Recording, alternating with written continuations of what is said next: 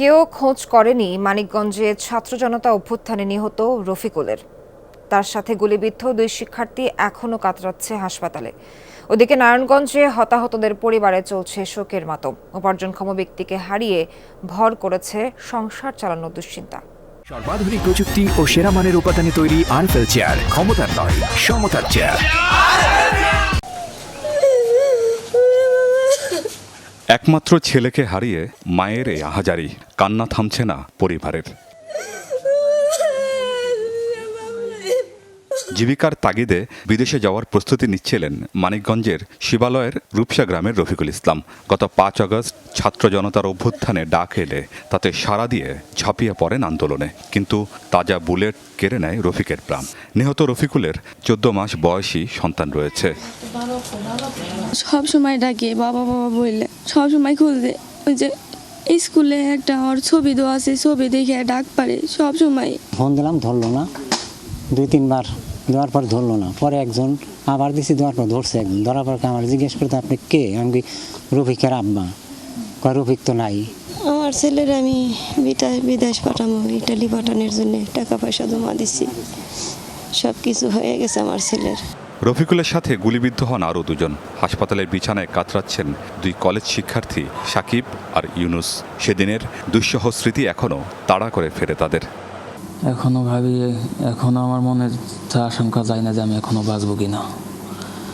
আমার পা ভাঙ্গা রয়েছে, এখনও 15 দিন পর অপারেশন। এখন ডাক্তার বলছে ইনফেকশন হওয়ার সম্ভাবনা আছে। আওয়ামী লীগ সরকারের কারফিউ জারির পর গত ২০ জুলাই থেকে অগ্নিগর্ভ হয়ে ওঠে নারায়ণগঞ্জ। সংঘর্ষ বাধে সিদ্ধিরগঞ্জে। এ সময় পুলিশের এলোপাতাড়ি গুলিতে প্রাণ যায় প্রকৌশলী সৈয়দ মোস্তফা কামাল রাজুর। একমাত্র উপার্জনক্ষম সদস্যকে হারিয়ে অনিশ্চিত ভবিষ্যতের সামনে পরিবারটি। আমি এটার সঠিক বিচার চাই। আর আমাকে যেন কোনো চাকরি যদি দেওয়া হয় তাহলে আমি খুশি হইতাম যে আমি আমার ছেলে মেয়েকে নিয়ে বাকি জীবন যাতে সুন্দরভাবে কাটাতে পারি। ওই দিন গোলাগুলির শব্দ পেয়ে পায়নাদি এলাকার বাসিন্দা সুমাইয়া বেগম বারান্দায় দাঁড়িয়েছিলেন। ৬ তলার বারান্দায় দাঁড়ানো অবস্থায় গুলিবিদ্ধ হয়ে মারা যান তিনি। নিহত সুমাইয়ার ৩ মাসের কন্যা সন্তান রয়েছে। হাতের ফাঁক দিয়া ব্লাড সরছে, নাক দিয়েও ব্লাড সরছে।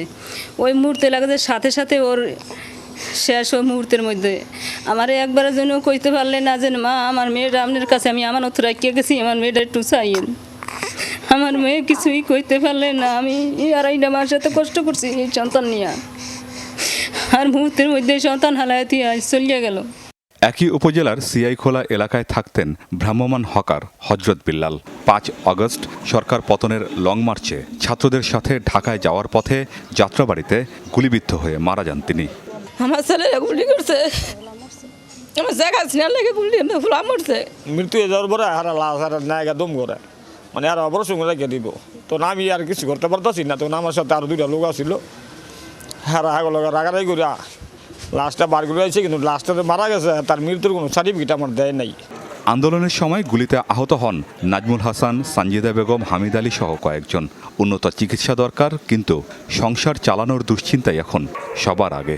উন্নত চিকিৎসার জন্য আমি একটা ভালো একটা হসপিটালে ভর্তি হতে চাই, মানে আমার পায়ের জন্য।